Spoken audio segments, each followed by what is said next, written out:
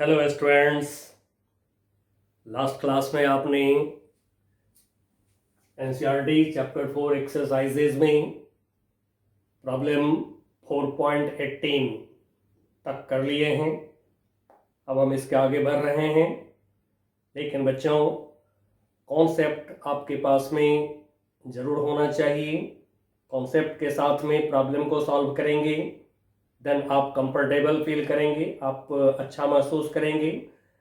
And so concept के जो lectures हैं उसको आप टाइम एंड अगेन बार बार उसको आप देखिए, जिससे कि आपको कॉन्सेप्ट पर कमांड बना रहे और आगे आप प्रॉब्लम सारे बुक का कर सकें।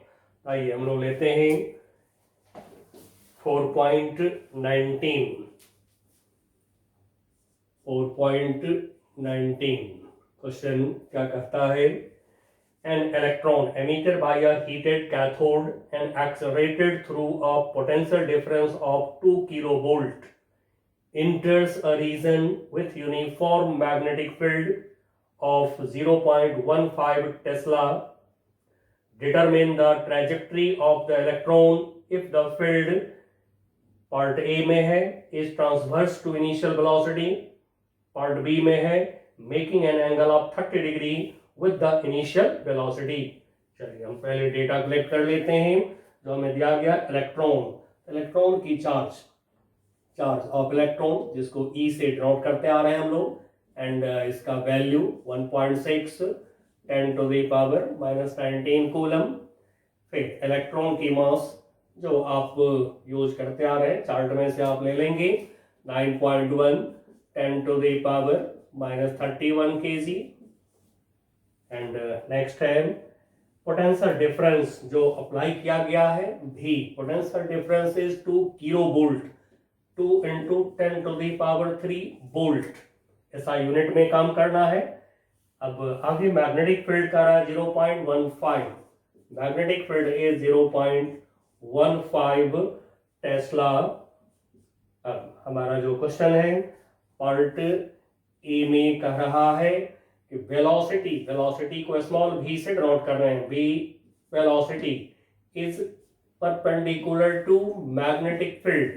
अब देखिए बच्चों, आपने पढ़ा है कि जब वेलोसिटी मैग्नेटिक फील्ड के परपेंडिकुलर होते हैं देन वहां पर यूनिफॉर्म सर्कुलर मोशन होता है if magnetic field is uniform. अब पार्ट ए में हमसे जो मांगा गया है transverse to initial velocity. Transverse का मतलब होता है perpendicular. Magnetic field transverse to velocity, initial velocity मतलब magnetic field perpendicular to velocity. अब इस समय हम लोग सबसे पहले जो फोर्स निकालते हैं QVB इक्वल टू mv²/r, जैसा कि आप ऑलरेडी कर चुके हैं पहले प्रॉब्लम में। ठीक है, अब QVB equal to mv²/r, circular motion जो चार्ज पार्टिकल का आप सीखे हैं, आप वहां पर क्लियर डिटेल में देख सकते हैं इसके बारे में। नाउ अब यहां से हमें करना क्या है, हमें बताना है रेडियस। ठीक है, रेडियस निकाल के बताना है। थोड़ा सा आप मेंशन भी कर देंगे, बोर्ड में आता है तो मेंशन कर देंगे। There will be uniform circular motion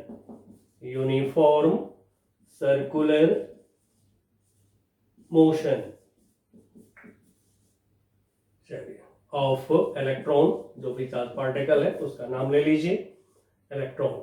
अब यहां से हम आर निकालने की कोशिश करेंगे। तो ये ट्रैजेक्टरी हो गया, circular trajectory is circular. Now r equal to radius, r equal to क्या होगा mv upon QB।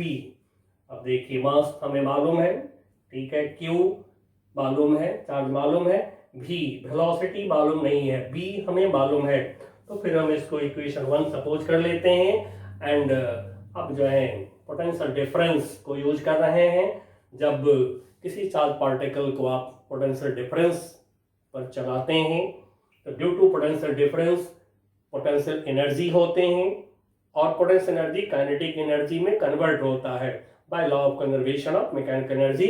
And so by law of conservation of mechanical energy, potential energy of charged particle potential energy equal to kinetic energy of charge particle, जो भी charge particle है, of charged particle. अब यहाँ पे electron है तो electron लिख देंगे, काइनेटिक एनर्जी ऑफ इलेक्ट्रॉन। ऐसे भी लिख सकते हैं loss in potential energy of electron equal to gain in kinetic energy of electron, ऐसे भी लिख सकते हैं। चलिए simply potential energy equal to kinetic energy ऐसे भी लिख के सॉल्व कर सकते हैं। Now potential energy is Q into V, V potential difference, kinetic energy half m v square. Now यहाँ से ये v स्पीड को निकाल सकते हैं, तो चलिए फर्दर सॉल्व करते हैं। v square equal to 2qv upon m। अब यहाँ से हमें v निकल जाएंगे, v equal to under root of 2qv by m, रखते हैं वैल्यू 2q इलेक्ट्रॉन की चार्ज 1.6 10 टू द पावर -19 रख लिए। v potential difference 2 10 to the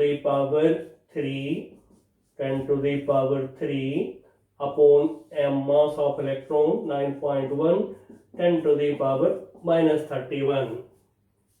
now अब इसको सॉल्व करेंगे, ठीक है। इसको सॉल्व करके देखिए क्या आ रहा है, रूट निकाल के सॉल्व करके देखिए क्या आता है।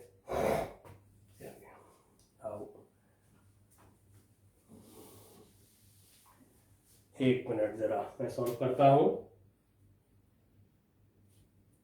ये आ रहा है 2.66 10 to the power 7 metre per second. अब आपको v निकल गया है, v निकल गया तो इक्वेशन 1 में डाल दीजिए। तो बाई इक्वेशन 1 से r equal to m mass of electron 9.1 10 to the power -31, v निकल गया है 2.66 10 टू द पावर 7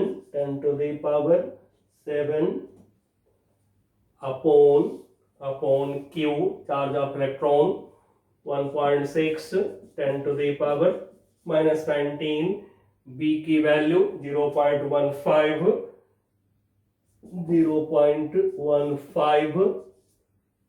अब इसको सॉल्व करेंगे।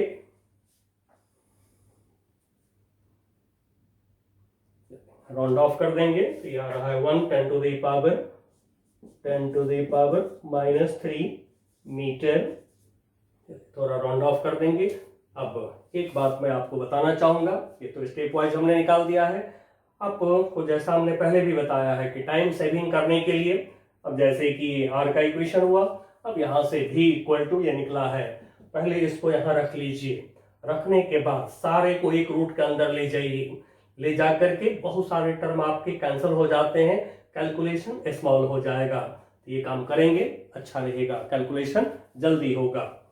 चलिए ये था हमारा जब velocity perpendicular then circular motion, uniform circular motion होते हैं, जिसका डिटेल स्टडी आपने करा है लेक्चर के दरमियान। अब प्रॉब्लम पर आ रहे हैं तो इसलिए प्रॉब्लम में फिर से उन सारी बात को मैं रिपीट नहीं कर रहा हूं, ठीक है, टाइम लग जाएंगे, आप खुद देख सकते हैं लेक्चर्स को।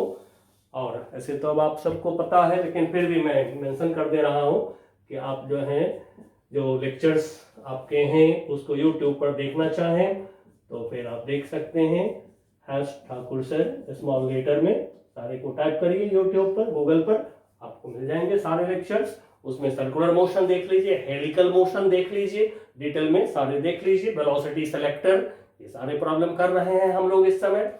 चलिए पार्ट बी में क्या है, बी पार्ट में कह रहा है makes an angle 30 degree with initial velocity magnetic field.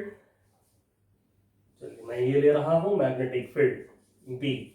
अब ये मैग्नेटिक फील्ड जो है वेलोसिटी वेक्टर के साथ, जो इनिशियल वेलोसिटी वेक्टर है इसके साथ कह रहे हैं कि एंगल 30 डिग्री का एंगल फॉर्म कर रहा है। अब बच्चों आपने पढ़ा है कि जब एंगल जब angle between V and B 90 degree नहीं होता है देन वहां पर हेलिकल मोशन होते हैं। अब इसकी डिटेल स्टडी आपको मैंने करा रखा है। चलिए तब इसमें थीटा इक्वल टू 30 डिग्री, मैं थीटा अभी लिख लेता हूं इस एंगल को।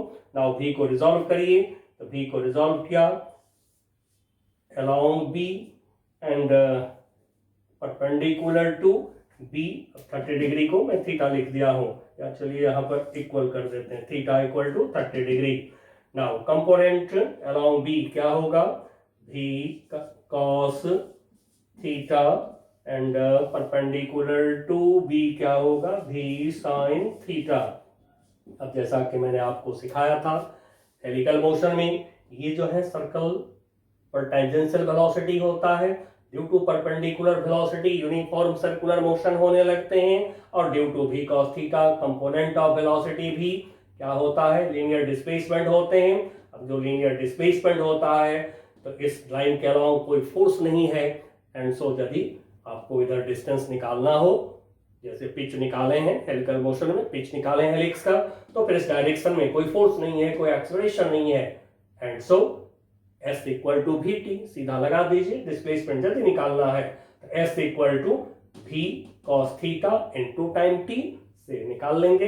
चलिए तब जैसा कि आपको ऑलरेडी पता है V sin थीटा की वजह से यूनिफॉर्म सर्कुलर मोशन होते हैं, और V cos थीटा से लीनियर डिस्प्लेसमेंट होता है along B, and so path is helical. अब ये हेलिकल पाथ है इस तरह से। अब हेलिक्स, जो हेलिक्स बना है इसके ईच टर्न क्या होता है, रेडियस। अब इस रेडियस को मैं r बोल दे रहा हूं, ठीक है, कहीं भी दिखा सकते हैं। और वहीं पर जो आपने पढ़ा है वन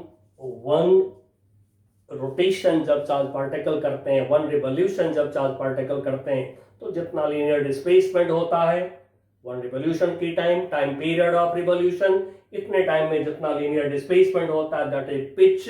अब ये पिच यहाँ से यहाँ तक प्रॉब्लम नहीं डिमांड किया है, फिर भी मैं आपको बता रहा हूं। अब यहाँ से यहाँ तक ये हो गया पिच, जिसको P बोलते हैं, और P निकालना होगा तो पिच P इक्वल टू क्या होगा, इस डायरेक्शन में जो स्पीड है V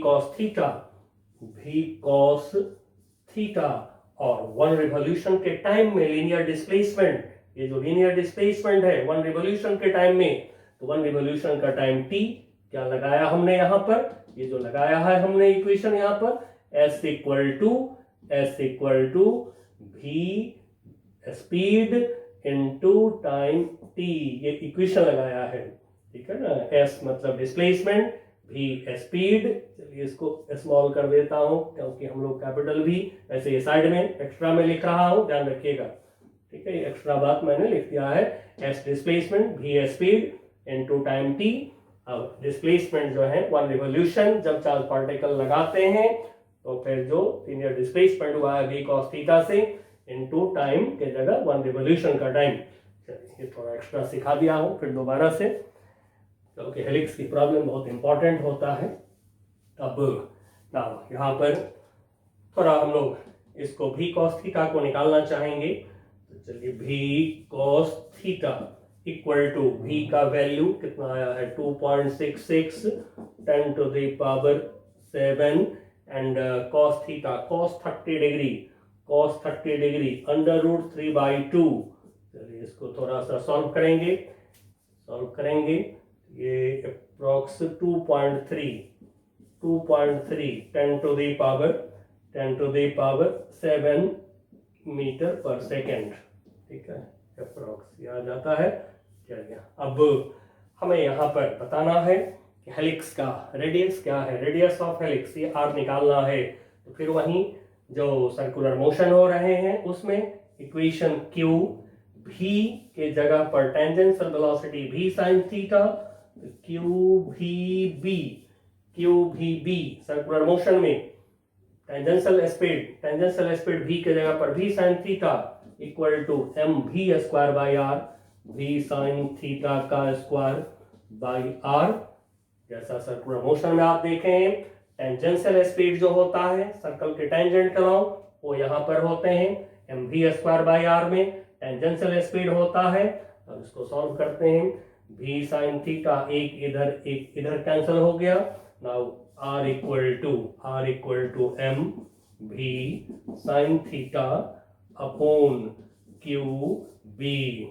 अब सारे वैल्यूज मालूम है, चलिए वैल्यूज रखकर देखते हैं क्या मिलता है रिजल्ट। नाउ दिस r की value equal to this is equal to m mass of electron 9.1 10 to the power minus 31। v कितना निकला है 2.66। ठीक है, ये तो v cos थीटा हम लोगों ने निकाला है। यहाँ पर v के अलॉन्ग वेलोसिटी क्या है वो निकाल लिए थे।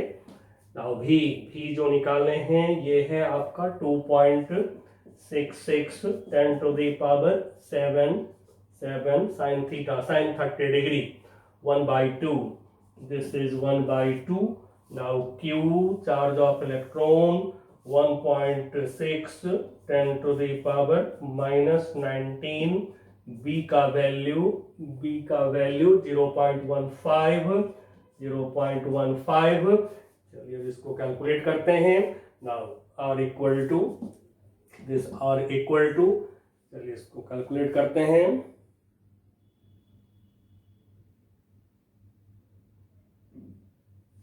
ये आ रहा है 0.5 10 to the power -3 मीटर। ठीक है, चलिए कैलकुलेट कर दिया हमने, बट आप जो है हाथ से करते रहिए, आप कैलकुलेटर से मत करिए। Now next question. ऐसे तो हर टाइप का एग्जाम्पल भी मैंने आपको दे रखा है, सर्कुलर मोशन, हेलिकल मोशन, सब में एग्जाम्पल हमने दे दिया हुआ है। नेक्स्ट हमारा क्वेश्चन है, नेक्स्ट क्वेश्चन इज 4.20 में आइए क्या है question. A magnetic field setup using Helmholtz coil described in exercise 416 में जैसा कि आपने देखा कि 2 कॉइल्स ऐसे जो हैं पास पैरेलल रखे गए हैं, इसको हेल्महोल्ट्ज कॉइल कहा जाता है। यूनिफॉर्म मैग्नेटिक फील्ड के लिए इसको यूज करते हैं। The current magnetic field setup using Helmholtz coils described in exercise 4.16 is uniform in a small region and has magnitude 0.75 Tesla। अब मैं यहाँ डेटा के साथ लिखते चला जाता हूँ, आप भी लिखते चलिए। ये मैग्नेटिक फील्ड क्रिएट करा गया। In the same region, uniform electrostatic field is maintained in a direction normal to common axis of the coil। Electric field create किया गया है और कह रहा है electric field perpendicular to magnetic field. चलिए आगे बढ़ते हैं। A narrow beam of single species charge particles are accelerated through 15 kilovolt enters this region in direction perpendicular to both axes of the coils and the electrostatic field। अब देखिए एक charge particle है जिसको accelerate किया गया है, potential difference दे दिया गया 15 किलो वोल्ट, यानी 15 10 to the power 3 वोल्ट ये दिया गया है। अब कितने पोटेंशियल डिफरेंस पर एक्सेलरेट किया गया चार्ज पार्टिकल को, एंड इसको भेजा गया perpendicular to E and B both. अब देखिए हमने आपको पढ़ाया है कहाँ पे, motion of charge particle in combined electric and magnetic field, वहीं पर आपने वेलोसिटी सेलेक्टर को पढ़ा है। चलिए जहां पर अनडिफ्लेक्टेड चलते हैं चार्ज पार्टिकल। अब आगे बढ़ते हैं। Both of axis if the beam remains undeflected, देखिए बोल दिया if the beam remains undeflected when electrostatic field is 9 10 to the power -5 volt पर मीटर। इलेक्ट्रिक फील्ड दे दिया गया हमें 9 10 to the power -5 वोल्ट पर मीटर, न्यूटन पर कूलम, वोल्ट पर metre. Makes a simple guess as to what the beam contains। Why is answer not unique। चलिए अब जैसा कि मैंने आपको पढ़ाया था, velocity selector, electric field, magnetic field एक दूसरे पर परपेंडिकुलर, तो इसको क्रॉस्ड फील्ड्स बोलते हैं। ठीक है, और इस पर वेलोसिटी दोनों पे वेलोसिटी परपेंडिकुलर दिया गया, चार्ज पार्टिकल को अनडिफ्लेक्टेड चलते हैं, तो फिर नेट फोर्स उस पर क्या होगा, zero. Lorentz force, net force on charge particle due to electric field, magnetic field zero. And so electric force जिस डायरेक्शन में होगा उसके अपोजिट डायरेक्शन में मैग्नेटिक फोर्स होगा। चलिए सारी बात आप पढ़े हैं, मैं रिपीट कर दिया थोड़ा सा। अब सबसे पहले कूलम्ब फोर्स का इक्वेशन लिखिए, फिर तो फिर by equation of Lorentz force by equation of Lorentz force, इसको मैं F लिख दे रहा हूं नाउ। अब ये है F equal to Q, electron की चार्ज, जैसे यहाँ पर, और नहीं यहाँ कोई भी charge particle, any charge particle, ठीक है, नहीं इलेक्ट्रॉन होता तो E ले लेते, Q भी ले सकते हैं, तो एनी चार्ज पार्टिकल है तो Q into E electric force, E electric field, plus Q vector V cross vector B magnetic force, ठीक है। नाउ F इज जीरो, क्योंकि चार्ज पार्टिकल सीधा जा रहा है, फोर्स दाएं बाएं लगेंगे तो डिफ्लेक्ट कर देगा, फोर्स डिफ्लेक्शन नहीं है, and so net force zero है, तभी डिफ्लेक्शन नहीं हो रहा है दाएं बाएं, तो फिर F के जगह पर डाल दीजिए जीरो, तो zero equal to Q E plus Q V cross B, बिना ब्रैकेट का भी लिख सकते हैं, मैं यूं ही लिख दिया हूं ब्रैकेट यहाँ पर, ऐसे ही एक टर्म एक जगह पे रखने के लिए। अब दोनों साइड करते हुए सॉल्व करते चले जाइए, जैसे कि वेलोसिटी सिलेक्टर में यही इक्वेशन लिख करके सॉल्व किए हैं हम लोग, तो फिर further minus Q into E equal to Q vector V cross vector B. Now अब जैसा कि आप देख रहे हैं, ये मैग्नेटिक फोर्स, ये electric force, both will be in opposite direction, तो फिर क्या होगा कि यदि दोनों की वैल्यू इक्वल है तो फिर दोनों फोर्स एक दूसरे को कैंसिल कर देगा, there will be no deflection of charge particle. अब यही जो है इसके पहले आप लोगों ने 4.18 में सी पार्ट जो करे हैं उसमें भी यही काम आपको करना है, ठीक है। चलिए आगे बढ़ते हैं। अब Q से Q कैंसिल, नाउ मॉडुलस ले रहे हैं दोनों साइड, मॉडुलस ले रहे हैं means magnitude of vector, modulus of vector, and so E magnitude of E vector, ठीक है। आप चाहे तो Q से Q कैंसिल दिखा भी सकते हैं। Now this equal to V cross B, B sin 90 degree, क्योंकि V और B परपेंडिकुलर हैं, वेलोसिटी B परपेंडिकुलर है। नाउ यहां से V इक्वल टू निकल गया हमें E अपॉन B, इक्वेशन 1। अब देखिए A अपॉन B, E मालूम है B मालूम है, ये निकल जाएंगे, बट ओनली V से डिसाइड कर लेना कौन सी चार्ज पार्टिकल है, नॉट पॉसिबल। तो फिर बेटर होता है आप Q बाई M निकाल लीजिए, स्पेसिफिक चार्ज जिसको कहते हैं Q by M, charge by mass ratio, ये निकालिए, इससे बहुत क्लोज आंसर आप फील कर सकते हैं। तो चलिए हम देखते हैं। अब यहाँ पे जो क्वेश्चन में कहा गया है, चार्ज पार्टिकल को एक्सलरेट किए हैं, एक्सलरेट किए तो फिर वही बात है, potential energy equal to kinetic energy कर दीजिए। Potential energy of charge particle equal to kinetic energy of charge particle, जैसे इससे पहले किए हैं। चलिए तो potential energy of charge particle equal to kinetic energy of charged particle by energy conservation, by the law of conservation of mechanical energy, ये हो गया Q into V, potential difference, potential energy Q into V, V potential difference equal to kinetic energy half mv square। अब हम इससे Q by M निकाल रहे हैं। now this equal to half v square upon, इधर से V ले आइए, now यहाँ से V का वैल्यू अब हम रख लेते हैं, ठीक है। now this equal to V square E square upon B square, E square upon B square upon capital V potential difference। चलिए रख लिए, आप न्यूमेरिकल वैल्यू भी चाहे तो यहाँ निकाल के रख सकते हैं, ठीक है। V का वैल्यू, न्यूमेरिकल वैल्यू यहाँ निकाल के रख सकते हैं, या बाद में रखिए न्यूमेरिकल वैल्यू, थोड़ा टाइम की बचत होगी। तब इसमें रखते हैं हम numerical value. Now this equal to half, e का वैल्यू कितना है 9 into 10 to the power -5 square है, स्क्वायर कर दिया। बी कितना है हमारा 0.75, 0.75 स्क्वायर है बी का, कर दिया। भी कितना है 15 10 to the power 3, 15 10 to the power 3। चलिए अब इसको सॉल्व करते हैं। मैं थोड़ा कैलकुलेटर यूज कर दे रहा हूं जिससे कि थोड़ा जल्दी हो जाएगा। Now this is 4.8 10 to the power -13 coulomb पर केजी, कूलम पर केजी।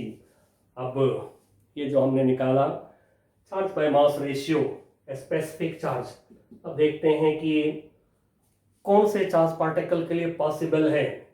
ये तो बहुत के लिए पॉसिबल हो सकता है, बट इसमें अब चेक कर रहे हैं।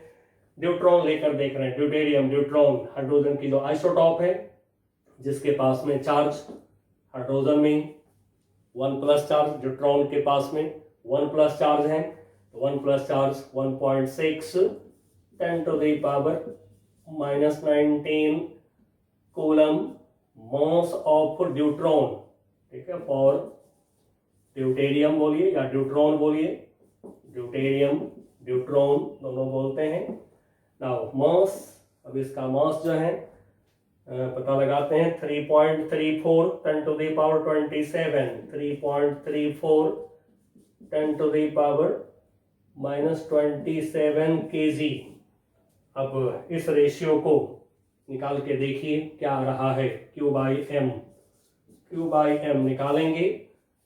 नाउ इसको इससे डिवाइड करिए, 1 minute.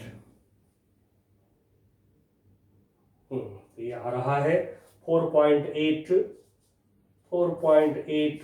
10 to the power -13 coulomb पर केजी, ये भी आ रहा है। अब आप बोल सकते हैं ये जो हमने निकाला है चार्ज बाय मास रेशियो और न्यूट्रॉन का, दोनों इक्वल हो रहे हैं, and so charge particle may be neutron, may be deuterium. लेकिन बच्चों ये सेम आप निकालेंगे He++ अल्फा पार्टिकल जिसको कहते हैं, उसके लिए भी यही आवेगा। यदि आप लिथियम Li+++ के लिए यदि निकालेंगे यही आवेगा।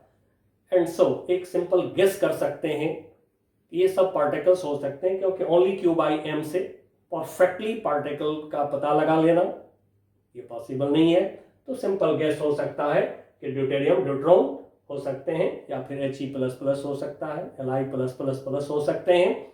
चलिए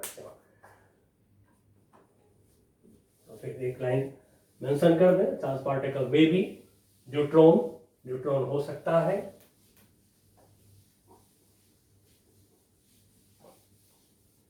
ठीक है, जब बोर्ड में आता है 12th के बोर्ड में थोड़ा सा इसको आपको एक्सप्लेन कर देना होगा। लिख दीजिए charge particle may be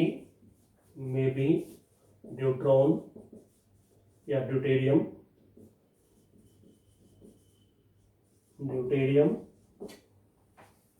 also it may be He++, Li++, etc. ये भी हो सकते हैं, क्योंकि only charge by mass ratio is not criteria to decide charge particle. चलिए नेक्स्ट हम ले रहे हैं क्वेश्चन 4.21। क्या है इसमें, straight horizontal conducting rod of length 0.45 metre and mass 60 gram is suspended by 2 vertical wires at its ends। जो rod की लेंथ है ये हमें दे दिया गया 0.45 metre and mass 60 gram, mass of the rod is 60 gram, 10 to the power -3 kilogram kilogram suspended by 2 wires at ends. A current of 5 ampere is set up. Current of 5 ampere is set up in the rod through the wires. Now part A में अब हमसे पूछा जा रहा है, ठीक है, अब इसको मैं हटाऊं, पहले के क्वेश्चंस को हटा दें। पार्ट ए में क्वेश्चन कर रहा है, what a magnetic field should be set up normal to the conductor in order that tension in wire is zero। जैसा कि आप पढ़े हैं टेंशन के बारे में, मान लीजिए कि यहाँ से सस्पेंडेड हैं एक वायर, दो वायर, दोनों वायर से ये एक थिन रॉड सस्पेंडेड है एंड्स पे, ये 2 एंड्स हो गया, ये 2 एंड्स हो गए, ये रॉड हो गया हमारा। नाउ अब ये सस्पेंडेड है रॉड, तो क्या होगा, टेंशन होगा, ड्यू टू वेट रॉड नीचे जाना चाहेगा, ठीक है। चलिए वेट भी दिखा देते हैं, वेट रॉड का वेट mg, अब ड्यू टू वेट रॉड नीचे जाना चाहेगा, स्ट्रेच करेगा स्ट्रिंग को। अब ये स्ट्रिंग है, इसमें टेंशन T1, ये दूसरी स्ट्रिंग है टेंशन T1। अब जैसे टेंशन की कॉन्सेप्ट आपको चाहिए तो बस आप 11 वाला क्लास देखिए, लॉज ऑफ मोशन, मैंने पूरा डिटेल में स्टडी करा रखा है लॉज ऑफ मोशन का। आप लॉज ऑफ मोशन क्लास 11 की जो वीडियोस हैं उसको देख करके, और बस यहाँ लिंक दे दिया हूँ #ठाकुर सर, आप वहाँ से प्लेलिस्ट देखिए लॉज ऑफ मोशन का, वहाँ से फुल कॉन्सेप्ट लीजिए टेंशन का, करिए प्रॉब्लम ना। अब मैग्नेटिक फील्ड नॉर्मल, बट ये नहीं बोला इनवर्ड आउटवर्ड। अब हमें सोचना होगा कि mg फोर्स की वजह से रॉड नीचे जाता है, तो स्ट्रिंग को स्ट्रेच करता है, देन स्ट्रिंग में टेंशन आता है, तो हम चाहेंगे स्ट्रिंग को लूज कर दें। जब ये स्ट्रिंग को लूज कर देते हैं आप, तो स्ट्रिंग लूज हो जाएगा तो टेंशन 0 हो जाएंगे। एंड सो स्ट्रिंग को लूज करने के लिए इस बॉडी को ऊपर ऐसे उठाना पड़ेगा, रॉड को ऊपर उठाना पड़ेगा, ठीक है। दिस इज रॉड को ऊपर उठाने के लिए हाथ नहीं लगानी है, यहाँ पर मैग्नेटिक फील्ड अप्लाई करनी है, ठीक है। तो फिर ऊपर की तरफ एक फोर्स होना चाहिए। अब ये force due to magnetic field होना चाहिए जो mg को काउंटर बैलेंस कर ले, तो फिर स्ट्रिंग खिंचाएगा नहीं, टेंशन होगा नहीं। अब अपवर्ड फोर्स के लिए मान लीजिए कि करंट हम ले लेते हैं लेफ्ट टू राइट, ये ले लेते हैं करंट की डायरेक्शन लेफ्ट टू राइट, ठीक है। करंट आई रॉड में लेफ्ट टू राइट दिखा दिया। अब फ्लेमिंग लेफ्ट हैंड रूल से हम लोगों ने सीखा है फोर्स की डायरेक्शन देखना, index finger magnetic field, middle finger current, thumb indicates force on conductor. तो देखिए फोर्स की डायरेक्शन आपको मालूम है, थंब फोर्स, करंट की डायरेक्शन हमने ले लिया है राइटवर्ड। तो देखिए इंडेक्स फिंगर मैग्नेटिक फील्ड किधर इशारा कर रहा है, मैग्नेटिक फील्ड इंडेक्स फिंगर अंदर की तरफ इशारा कर रहा है, and so magnetic field inward लेना पड़ेगा हमें। तो चलिए inward magnetic field inward and perpendicular तो बोला ही है प्रॉब्लम ने, परपेंडिकुलर टू प्लेन, क्रॉस से दिखा रहे हैं, cross is for magnetic field, कहीं भी लिख दें, एनीवेयर कहीं भी लिख दें मैग्नेटिक फील्ड को, कहीं लिख दीजिए, यहाँ मैं लिख दे रहा हूं बी, क्रॉस से दिखाया मैग्नेटिक फील्ड को, मेंशन कर दीजिए। If T1 plus T2 equal to 0, यदि टेंशन को 0 करना है, T1 प्लस T2 को 0 कर दें, तो फिर रॉड हैज एक्सेलरेशन ब्रैकेट में E 0, या कहिए है 0 acceleration, E 0 A equal to 0, acceleration जो रॉड का है 0, टेंशन को 0 करने के लिए प्रॉब्लम बोल रहा है, इसके लिए हम लोगों ने अपवर्ड फोर्स F अप्लाई करा, किसकी मदद से, मैग्नेटिक फील्ड और करंट की मदद से। एंड नाउ एक्सेलरेशन 0 है, तो upward force equal to downward force, and so F equal to mg। Now F magnetic force क्या होगा, ILB sin 90 degree, because current के डायरेक्शन पे magnetic field perpendicular, so theta 90 degree, ILB sine theta, जो formula है आपका ILB sine theta में theta 90 degree, ILB sine 90 degree equal to mg। Now हमें चाहिए b, तब यहाँ से b इक्वल टू हम निकाल सकते हैं b equal to mg upon I into L। Now b mg m 60 10 to the power -3 g की वैल्यू 9.8 ले लीजिए। करंट I है कितना 5 एम्पियर, 5 एम्पियर, L है हमारा 0.45। नाउ B को कैलकुलेट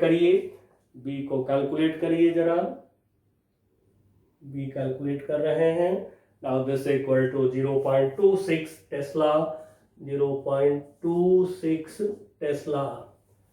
चलिए बच्चों, अब नेक्स्ट पार्ट भी है इसमें। अब नेक्स्ट पार्ट में, पार्ट बी में क्या बोला गया है ये देखते हैं। इन पार्ट बी पार्ट में कह रहा है what will be the total tension in wire if direction of current is reversed।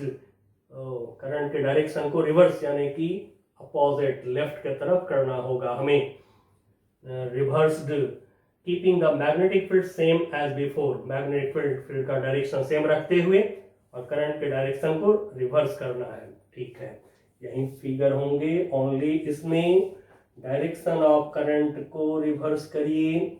ये हो गया स्ट्रिंग, ये हो गया स्ट्रिंग, ये हो गया हमारा रॉड, ये रॉड हो गया।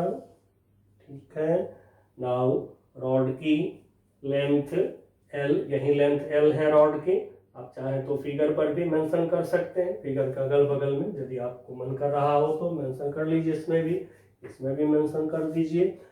मैग्नेटिक फील्ड का डायरेक्शन जो कि त्यों है, मैग्नेटिक फील्ड की डायरेक्शन को चेंज नहीं करना है। अब रॉड का वेट, सेंटर ऑफ ग्रेविटी पर रॉड का वेट दिखा लिया हमने, ये क्रॉस है mg। अब करंट के डायरेक्शन को रिवर्स कर दिया करंट की डायरेक्शन, राइट टू लेफ्ट कर दिया करंट की डायरेक्शन। अब देखिए magnetic field B inward, current के डायरेक्शन लेफ्टवर्ड। तो जरा फ्लेमिंग्स लेफ्ट हैंड रूल लगा करके देखिए एक बार। वैसे तो आप समझ गए हैं कि फोर्स अपोजिट होगा, बट फिर भी थोड़ा सा देखिए। इंडेक्स फिंगर बी के डायरेक्शन में क्रॉस इनवर्ड बी दिखा दिए। करंट मिडल फिंगर करंट, देखिए थंब किधर इशारा कर रहा है, downward. And so magnetic force जो होगा by Fleming's left hand rule नीचे की तरफ, जो फोर्स है F, ये हो गया डाउनवर्ड। अब क्या होगा, स्ट्रिंग तो खींच जाएंगी, स्ट्रिंग में आ जाएगा टेंशन। अब इसको मैं T1 डैश बोल दे रहा हूँ, इस टेंशन इस स्ट्रिंग में T2 डैश बोल दे रहा हूँ। अब निकाल लीजिए, बहुत आराम से निकल जाएगा। फिर एक्सेलरेशन रॉड का 0 है, तो जब एक्सेलरेशन है रॉड का 0 तो क्या होगा, फिर upward force equal to downward force mention कर दीजिए। ये है हमारा रॉड, ठीक है, चाहे तो थोड़ा इशारा कर दीजिए, दिस इज रॉड, ये है स्ट्रिंग। तो सिंस रॉड हैज ए मतलब acceleration equal to 0, and so upward force T1 dash tension plus T2 dash tension, total upward force equal to downward force F plus mg। अब जैसे कि आप निकाले हैं ILB sin 90 डिग्री, वहीं कर दीजिए ILB sin 90 degree 1 plus mg। Now फिर आपको I का वैल्यू मालूम है, L मालूम है, B मालूम है। आप चाहें तो ILB की जगह mg भी लिख सकते हैं, क्योंकि ऊपर निकाल चुके हैं ILB का वैल्यू इक्वल टू mg। तो चाहे तो आप इसके जगह पर mg भी यूज कर सकते हैं, जैसे अब आपको सॉल्व करना हो। चलिए मैं लिख देता हूँ I की वैल्यू, L की वैल्यू 0.45, B का वैल्यू बी का वैल्यू, अब तो बी निकाले हैं ऊपर हम लोग, ऊपर निकाले हैं कितना था 0.26 प्लस एम, एम कितना है 60 10 टू द पावर -3 रख लिया एम, एंड जी 9.8 लेने के लिए बोल रहा है प्रॉब्लम, इनटू 9.8। अब जरा इसको ऐड कर दीजिए, ठीक है, दोनों को ऐड कर दीजिए, देखिए ऐड करके क्या मिलता है।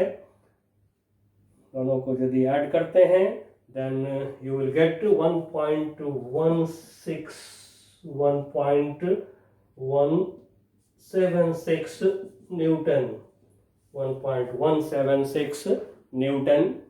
अब ये टोटल टेंशन हो गया, आप चाहें तो इसके बदले में टी लिख लीजिए, ठीक है, एज यू लाइक। नाउ ऐसे भी लिख सकते हैं टोटल टेंशन, या मन हो तो एक लाइन यहीं पर लिख दीजिएगा। जो क्वेश्चन का लैंग्वेज है, क्या लैंग्वेज था, total tension, total tension equal to, ये कर दीजिए, उसके बाद निकाल दीजिए। तो ये था हमारा 4.21। नेक्स्ट आगे बढ़ते हैं,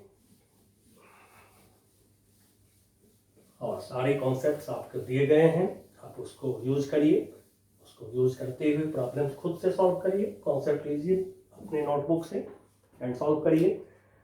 नाउ 4.22 में क्या दिया गया हमें, the wires which current the battery of an automobile is to its starting motor carry a current of 300 ampere.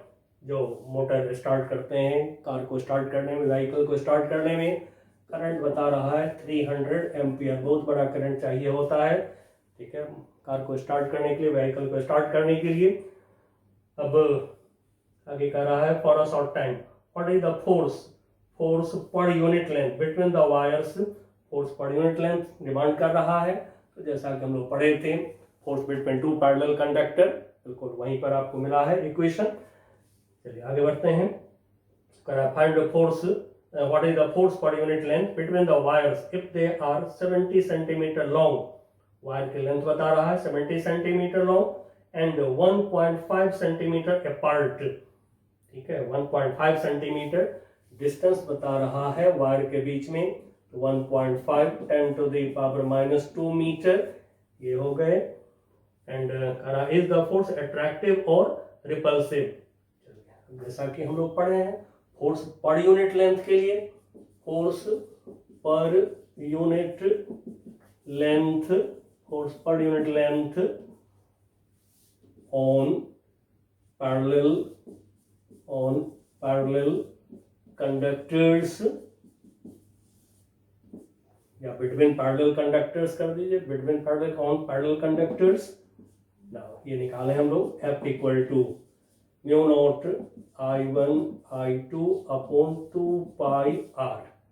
Now mu nought की value 4 pi 10 to the power -7, I1 300, I2 is 300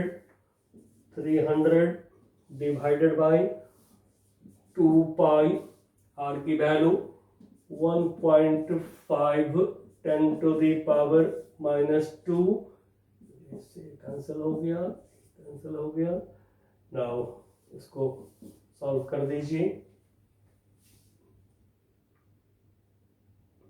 now this equal to 1.2 newton per metre.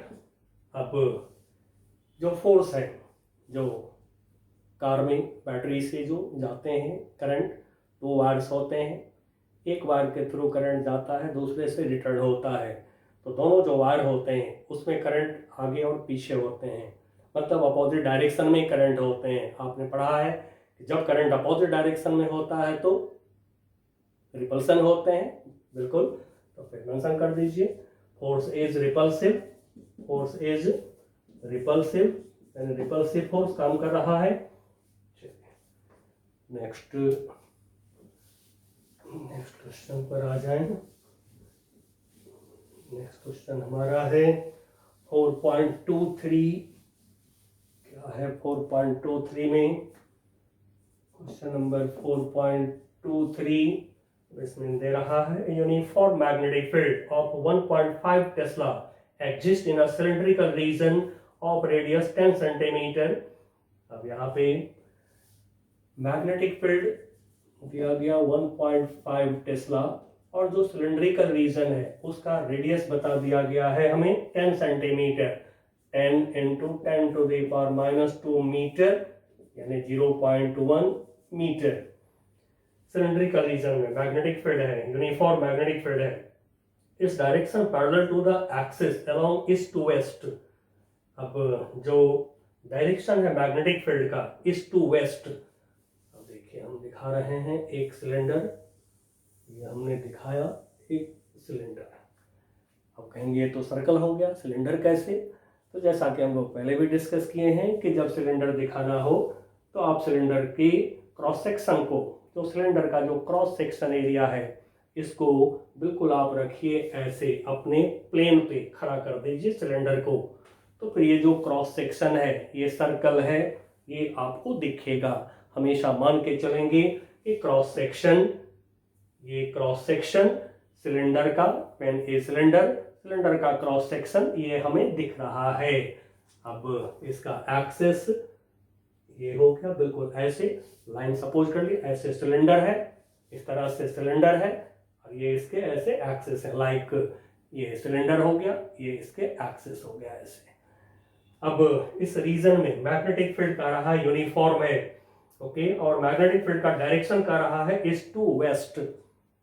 अब अच्छा होगा कि हम लोग magnetic field की direction को दिखाने के लिए क्रॉस से दिखा देते हैं वेस्ट को, यानी अंदर की तरफ इनवर्ड, डॉट से दिखा लेते हैं ईस्ट को। जैसा कि हमने आपको समझाया है, सिखाया है पीछे, कि जब 3 टाइप्स का डायरेक्शन एक साथ यूज कर रहे हैं, east west north south and vertical, तो वहां पर एक डायरेक्शन को डेफिनेटली आप डॉट क्रॉस से दिखा लीजिए, अपनी सुविधा के हिसाब से दिखा लीजिए। अब हॉरिजॉन्टली हम ले रहे हैं, ये ले रहे हैं नॉर्थ साउथ लाइन, लेकिन अब थोड़ा सा आपको डिसाइड करना पड़ेगा कि नॉर्थ इधर लें या उधर लें। तो जैसा कि हम लोग सीखे हैं कि यदि वेस्ट के तरफ अपना फेस कर दें हम लोग, तो राइट हैंड नॉर्थ को जाता है, तो वेस्ट इनवर्ड है, वेस्ट के तरफ अपना फेस करिए, तो दाहिना हाथ आपका जाएगा नॉर्थ के तरफ, तो इधर नॉर्थ हो जाएंगे, इधर साउथ हो जाएंगे। और ये ले लिया हमने vertical line, this is vertical. Vertical मतलब ग्राउंड से छत के तरफ वर्टिकल, ऐसे फ्लोर से छत के तरफ वर्टिकल हो गया। अब ये है एक्सिस ऑफ सिलेंडर। नाउ आगे बढ़िए, नाउ का रहा है its direction parallel to axis east to west, a wire carrying current 7 ampere is north to south direction। एक वायर है, उसमें करंट बता रहा है 7 एम्पियर। अब ये जो 7 एम्पियर करंट है in north to south direction, north to south, अब हम ले रहे हैं एक वायर जिसको ऐसे रख रहे हैं नॉर्थ साउथ डायरेक्शन में। अब वायर की लेंथ बढ़ाते हैं, कितना बड़ा लेंथ है, what is the magnitude and direction of the force on the wire. अब पार्ट ए में कह रहा है हमसे, क्या कह रहा है, the wire intersects the axis, okay, मैंने लेंथ नहीं बताया है, वायर एक्सिस को इंटरसेक्ट कर रहा है, ये हो गया axis, this is axis, axis. Magnetic field को पूरे रीजन में दिखा दीजिए, परपेंडिकुलर डाउनवर्ड या कहिए inward, uniform magnetic field, uniform magnetic field है पूरे सिलेंड्रिकल रीजन में। यूनिफॉर्म मैग्नेटिक फील्ड कहीं पर भी लिख लीजिए, किसी भी क्रॉस के बगल में, अगल बगल में भी लिखते हैं, ये भी लिख दिया हमने। वेस्ट के तरफ, वेस्ट हो गया ऐसे अंदर के तरफ, ईस्ट हो गया ऐसे, ये डॉट जो हो गया एक्सिस, ठीक है, ये ईस्ट नहीं, ये एक्सिस को लिखें डॉट, यानी एक्सिस हो गया ऐसे, ऐसे हो गया सेंटर से एक्सिस सिलेंडर का। अब जो वायर है, वायर की लेंथ नहीं बता रहा है। अब सपोज ये वायर नॉर्थ साउथ वायर को रखा, अब फोर्स जो लगेंगे वायर पर वो तो इतने ही रीजन में लगेंगे फोर्स, यदि आप बड़ा वायर लेते हैं तो इसके बाहर बाहर वायर हो सकता है, लेकिन फोर्स जो लगेगा वायर पर इतना ही डिस्टेंस में मैग्नेटिक फील्ड है, एंड सो फोर्स लगेंगे इतने डिस्टेंस में, and so length of the wire will be equal to, अब देखिए ये है रेडियस सिलेंडर का कैपिटल आर, ये आर, तो फिर 2r लेंथ होगा वायर का। अब इसके बाहर भी लेंथ है यदि वायर का तो नो प्रॉब्लम, बड़ा वायर है कोई दिक्कत नहीं, इसके बाहर जो वायर है उस पर फोर्स नहीं लगेगा क्योंकि इस रीजन के बाहर मैग्नेटिक फील्ड नहीं है, एंड सो इतने ही लेंथ पर मैग्नेटिक फोर्स लगेगा। L 2r लेंगे। Now this equal to 2r की वैल्यू 0.1 यानी कि 0.2 मीटर। अब फोर्स का डालिए formula, F equal to I L B sine theta sine 90 degree, क्योंकि जो करंट जो है हमारा उस पे मैग्नेटिक फील्ड परपेंडिकुलर, दोनों के बीच angle 90 degree, direction of current magnetic field के बीच एंगल 90 डिग्री, तो sine 90 degree. Now I 7 L 0.2, B की वैल्यू 1.5, नाउ मल्टीप्लाई कर दीजिए तो कितना हो जाएगा 2.1 न्यूटन, और डायरेक्शन लगाइए फ्लेमिंग्स लेफ्ट हैंड रूल, तो फ्लेमिंग्स लेफ्ट हैंड रूल लगाते हैं। इंडेक्स फिंगर मैग्नेटिक फील्ड अंदर के तरफ, करंट है आपका इधर के तरफ, देखिए थंब किधर गया नीचे की तरफ। अब ये वर्टिकल लाइन है तो ऊपर अपवर्ड नीचे डाउनवर्ड होगा, एंड तो वर्टिकली डाउनवर्ड, ठीक है ना, वर्टिकल लाइन पर ऊपर ऐसे अपवर्ड और यहाँ से नीचे जो है downward, and so vertically downward, लिख लीजिए वर्टिकली डाउनवर्ड फोर्स का डायरेक्शन हो गया। नेक्स्ट पार्ट बी में क्या है, the wire is turned from NS to north east north west direction. ये जो वायर है इस वायर को यहाँ से टर्न कर दिया गया है, ठीक है, हॉरिजॉन्टल प्लेन में। अब यहीं गौर करेंगे, ये है नॉर्थ साउथ और ईस्ट वेस्ट ऐसे है। अब मैं आपको दिखा देता हूँ, ऐसे था वायर, ठीक है, अब इस ऐसे वायर था पहले, ये समझ लीजिए वायर, ये मैं दिखा रहा हूँ ईस्ट वेस्ट को, ये ईस्ट वेस्ट, अब ये है वायर ऐसे था पहले, अब इसको रोटेट करा दिए हैं ऐसे, मतलब कि ये नॉर्थ ईस्ट नॉर्थ वेस्ट, ठीक है, north east north waste, north east north west direction में, ठीक है, ऐसे टर्न करा दिया वायर को, बट प्लेन में टर्न हो रहा है वायर, ऐसे प्लेन में टर्न हो रहे हैं, okay.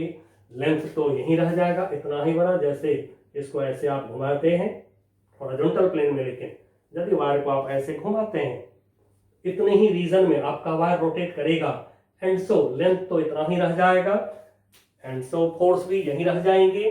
Force equal to ILB sin 90 degree, ILB sin 90 degree. Now this equal to ILB 90 same है 2.1 न्यूटन, और डायरेक्शन भी वहीं रह जाएंगे क्योंकि हॉरिजॉन्टल प्लेन में जब वायर को आप रोटेट करेंगे मैग्नेटिक फील्ड तो फिर वहीं वेस्ट के तरफ, मैग्नेटिक फील्ड जो का त्यों है, ठीक है, लेफ्ट हैंड रूल से इसकी जांच करिए, एंड सो करंट एक ही प्लेन में है जिस वजह से डायरेक्शन ऑफ फोर्स पे कोई इफेक्ट नहीं आएगा, यहीं वर्टिकली डाउनवर्ड डायरेक्शन रह जाएंगे, vertically downward. Now C part में आइए, पार्ट सी में क्या है, नाउ पार्ट सी में क्या कह रहे हैं, तो पार्ट सी में कह रहा है the wire is in NS direction is lowered from axis by distance 6 centimetre. Wire को ऐसे ही रखते हुए 6 सेंटीमीटर नीचे कर दिया गया। मान लीजिए कि वायर को यहाँ पे ला दिए, ये ला दिया वायर को यहाँ से यहाँ तक 6 सेंटीमीटर, मैं इसको y लिख दे रहा हूँ इस समय, this y is 6 centimetre y हो गया। अब देखिए यदि आप ये निकाल लें ये लेंथ निकाल लें, ठीक है। इस लेंथ को मैं ए बोल दे रहा हूँ, यहाँ से यहाँ तक आधी लेंथ कॉर्ड, ये कॉर्ड हो गया, इसका जो आधी लेंथ है इसको ए बोल रहे हैं। तो फिर इधर का भी आधी लेंथ ये ए होगा। तो फिर लेंथ ऑफ द वायर, अब यहाँ से यहाँ तक जो वायर की लेंथ होंगे, डायरेक्शन करंट का वही है, पहले ही वाला डायरेक्शन है, तो फिर लेंथ ऑफ द वायर जो होगा इसको मैं एल डैश कर दे रहा हूँ, दिस विल बी 2a। अब ए का पता लगाते हैं, तो कुछ नहीं, इसके लिए आप ये ड्रॉ कर दीजिए रेडियस, ये रेडियस हो गया आर, पाइथागोरस थ्योरम लगा लीजिए।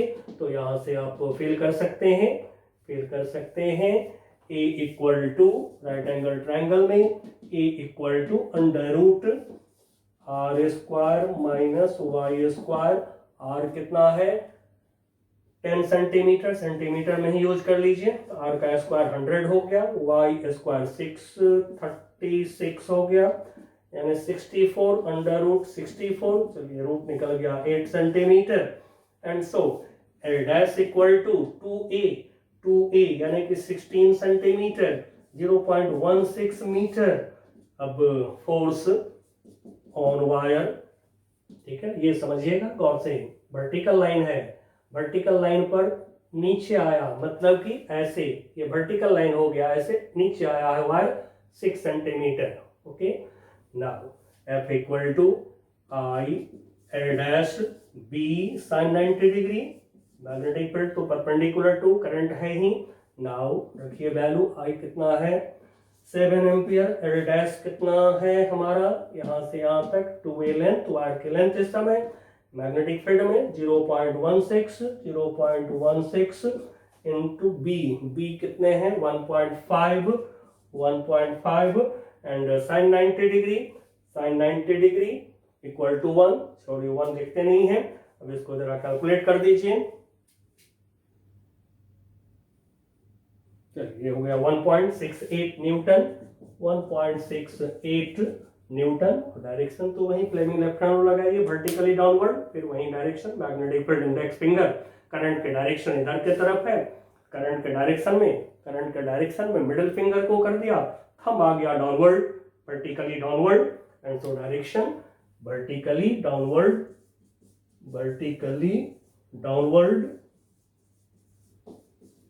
चलिए सारे यहाँ तक कर लिए हैं। अब नेक्स्ट क्लास हम लोग मिलते हैं, तो 4.24 से आगे सारे जो भी हैं उसको फिनिश कर देंगे। ठीक है, बाय बाय।